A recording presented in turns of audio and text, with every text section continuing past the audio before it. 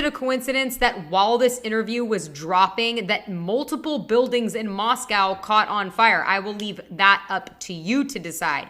But what are some of the recaps from the interview? Let's get into it. Around the world, people are watching that ludicrous interview with Vladimir Putin conducted by Tucker Carlson, and we must not fall for this tissue of lies, above all for the notion that Putin is somehow fated to succeed in Ukraine. On the contrary, he is doomed to fail. Read about it in the Daily Mail. The biggest takeaway is that Putin wants to negotiate for peace. He does not want war, and says, doesn't the United States have better things to worry about? Don't you have issues on the border, issues with migration, issues with your national debt, more than $33 trillion? And basically says, isn't it in your best interest and easier to negotiate a deal with Russia? Putin also claimed in this interview that he almost ended the war with Ukraine months ago, but that Boris Johnson ruined the peace deal. Tucker said, I think you're saying you want a negotiated settlement to what's happening in Ukraine. Putin said, right, and we made it, and we prepared a huge document in Istanbul that was initiated by the head of the Ukrainian delegation. He said that the CIA... Yes, Boris Johnson calls Tucker Carlson a traitor for Putin interview. According to this article from The Hill, Boris Johnson, the former Prime Minister of the United Kingdom, called consecutive commentator Tucker Carlson for interviewing Russian President Vladimir Putin. Around the world, people are watching that ludicrous interview with Putin conducted by Tucker Carlson, and we must not fall for this tissue of lies, above all for the notion that Putin is somehow fated to succeed in Ukraine. On the contrary, he is doomed to failure, Johnson said in the video posted by the Daily Mail. I hope you guys paid as much attention to this interview as you do to your celebrity magazines and your Grammy nominations, because this interview was an interview of a lifetime. Any journalist out there knows that this was an interview of a lifetime. And at the exact same moment while they are speaking, they are talking about history. This man could hold down a conversation for over 2 hours with a reporter without losing his temper, screaming. I mean, we can't say the same about our officials, because they held a press conference and our leader, our president, starts yelling at people asking questions and throwing a temper tantrum because the puppeteer strings are unraveling. The narrative is unraveling. He talked about his history. He talked about peace, which we haven't heard that side of the story. And it's so important that you guys understand when a world leader like this is saying, I'd be up for negotiations of peace. You guys, the narrative is not the same. And the fact that he points a finger that it doesn't matter who our president is, our country is ran by elitists. This interview was monumental because it's saying the stuff we already knew was happening, but at the same time, he said it in such a calm way that we're so blinded by propaganda and that we control the news and we discuss what we think is true and we control the narrative, even though if it's not the correct narrative. So what do you think about him discussing about peace, talking about peace, talking about his history? It was refreshing to see a world leader be able to have a conversation for 2 hours straight without losing his mind or temper or being told which staircase to walk down or being confused. Oh, wait, that's our leaders. That's our leaders that can't figure out which staircase to walk down. Go watch this interview. I'm not going to post clips from this interview because I think every person needs to go watch this interview, and you guys need to start tuning in on what's happening in our country, watching the hearing cases, seeing what they vote on, watching our Senate, watching what is actually happening instead of little 10-second clips of propaganda.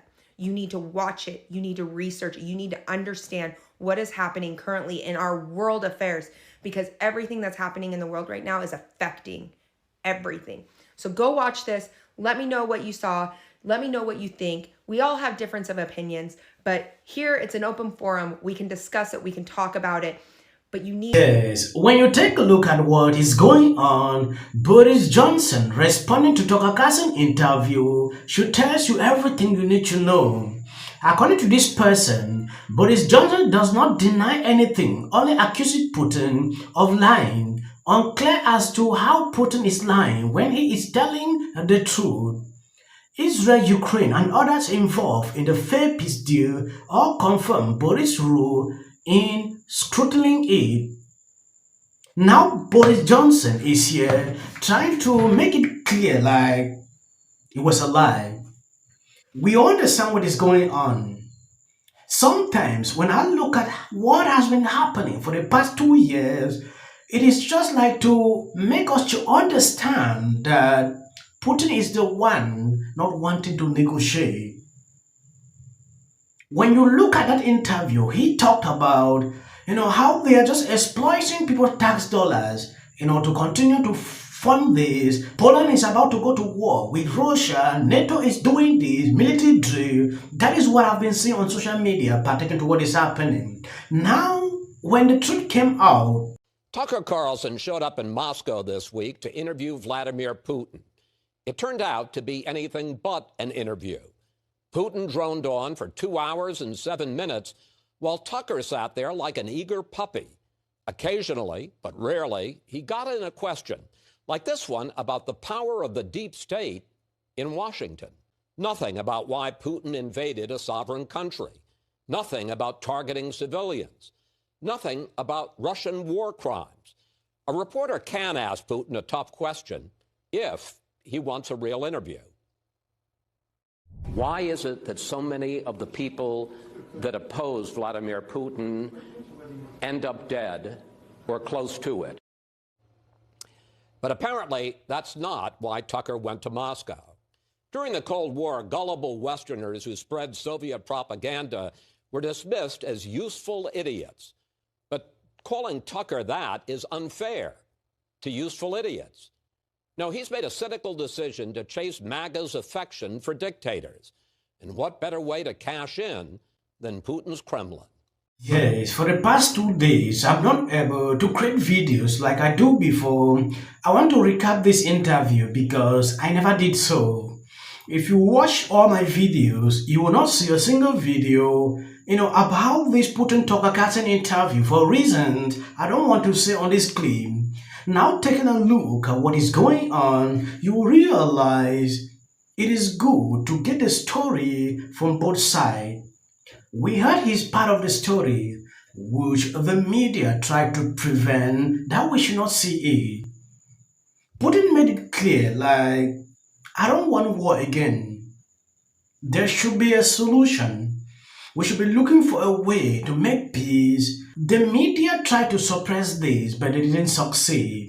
I was shocked to realize that Fox News had to air this video. This is a Tucker Carlson interview with Vladimir Putin talking about Wall Street Journal reporter Evan Gershkovich, who is being held there.